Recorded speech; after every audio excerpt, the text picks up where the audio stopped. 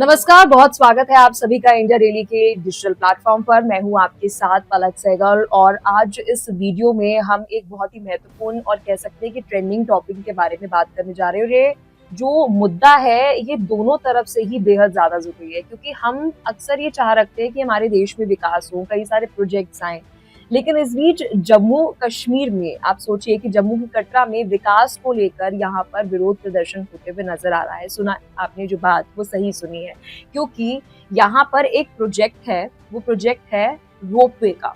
250 करोड़ रुपए की लागत से ये प्रोजेक्ट जो है वह काम किया गया उस पर। और बहुत लंबे समय से हम देख रहे थे कि जम्मू कश्मीर में जब हम कटरा के वैष्णो देवी मंदिर की बात करते हैं तो यहाँ पर ये इंतजार किया जा रहा था कि कब यहाँ पर रोपवे जो है वो लेकर आया जाएगा, क्योंकि हम अलग अलग तीर्थ स्थानों पर देखते हैं रोपवे जो है वो लेकर आया जा रहा था, ताकि की जो चढ़ाई करनी पड़ती है, लोगों को पैदल रास्ता करना पड़ता है, यात्रा तय करनी पड़ती है, वो उन्हें ना करनी पड़े।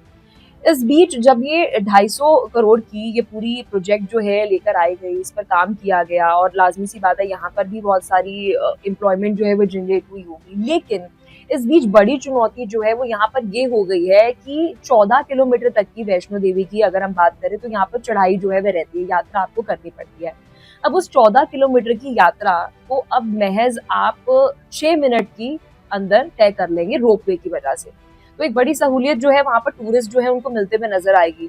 लेकिन वहीं दूसरी तरफ जब पहले ये 14 किलोमीटर की यात्रा होती थी, हम देखते थे कि इस 14 किलोमीटर की यात्रा के दौरान कई सारे लोगों को एम्प्लॉयमेंट मिलता था। हम देखते थे कि वहां पर खच्चर होते थे, खच्चरों पर बैठकर लोग जो है वो 14 किलोमीटर की यात्रा जो है वो करते हुए नजर आ रहे थे।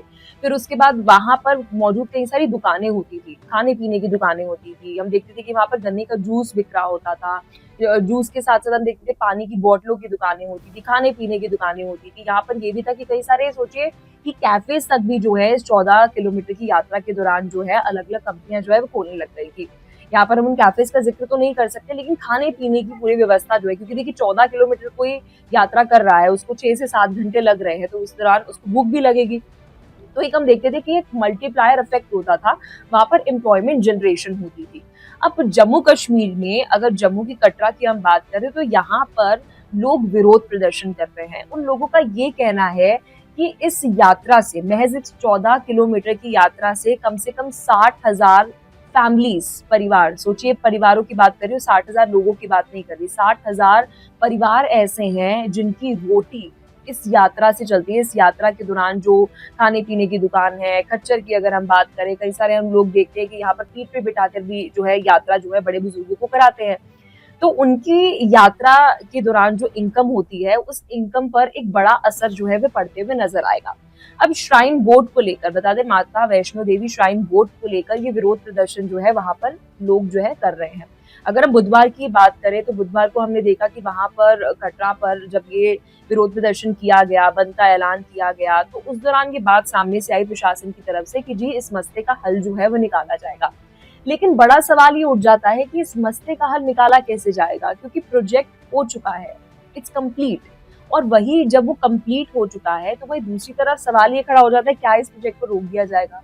ये असंभव लगता है। लेकिन वही दूसरी तरफ देखिए, मैं कई सारे ऐसे लोगों को जानती हूँ जो माता वैष्णो देवी के दर्शन करने के लिए वहां पर जाना चाहते थे, लेकिन हर कोई आर्थिक रूप से इतना मजबूत नहीं होता कि वो चॉपर के जरिए, क्योंकि हम देखते हैं कि हेलीकॉप्टर की सर्विस भी जो है वहां पर मिलती है। अब क्या वो इतना सक्षम है आर्थिक रूप से कि वो इसे अफोर्ड कर सकता है? फिर कई सारे लोग जो है वो इस वजह से भी नहीं जाते क्योंकि उनके मन में हेलीकॉप्टर को लेकर, चॉपर को लेकर एक मिसकंसेप्शन है कि भाई डर, जो कई सारे लोगों को मैंने सुना है कि उनको लगता है पैसे बहुत ज्यादा वहां पर खर्च होते हैं। लेकिन वहां पर ये भी जानकारी मिलती है कि जो हेलीकॉप्टर की सर्विस होती है वो आपको पहले से प्री बुक करनी पड़ती है, रजिस्टर उसके लिए आपको करना पड़ता है। तो कई सारे लोग जो है वो ये बताते थे कि वो ऑलरेडी प्री बुक करने के लिए भी अगर हम कर रहे हैं प्री बुक, तो वहां पर वो सर्विस अवेलेबल ही नहीं होती थी, क्योंकि वो ओवरफ्लो हो जाता था। यानी कि जो वो राउंड वहां पर यात्रा कर रहे हैं, तो उस यात्रा की अगर हम बात करें तो इतना स्पेस नहीं है जितने लोग वहां पे टूरिस्ट आ रहे हैं। और चॉपर की अगर हम बात करें तो वो इतने राउंड नहीं कर पा रहा है कि फैसिलिटीज वहां पर नहीं है कि किस तरह से उसको यूटिलाइज किया जाए।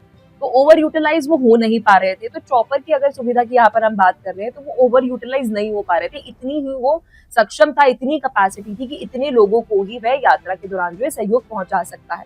और अगर हम माता वैष्णो देवी मंदिर की बात करते हैं तो हम देखते हैं कि उत्तर भारत से लेकर इवन जब हम बात करें दक्षिण भारत से भी कई सारे लोग जो है वहाँ पर आते हैं। और अगर मैं मोटे तौर पे बात करूँ तो उत्तर भारत के तो कई सारे लोग, नॉर्थ नॉर्थ इंडिया के जो लोग हैं वे माता वैष्णो देवी के मंदिर जरूर जाते हैं। और यहाँ पर देखिए कोई महीना भी नहीं रहता, हर महीने हम देखते हैं कि वहाँ पर अच्छी खासी मात्रा में टूरिज्म जो है वो देखने को मिलता है।